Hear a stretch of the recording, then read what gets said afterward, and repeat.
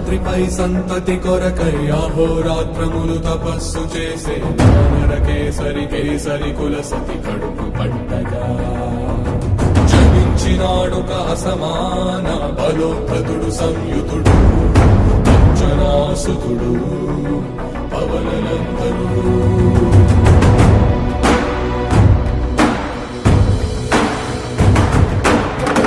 కిరణముల ఉదయాత్రి గని అది పండిన తీయని పంటను పడు సూర్యమండలము పండితి గాలని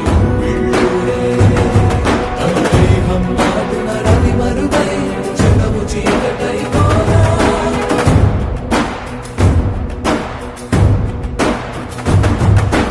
అది అమరేంద్రుడు గమనించి తన ఐరావతమది ఓడించి ఆంజనేయుని సమీపించి తన వజ్రాయుధము విసరగా అది పవననందనుని హనుముని తాకా చిందిన రక్త బిందువే విద్యుద్వేగంతో ధరణి స్థలి వంద కడలిలో చచ్చ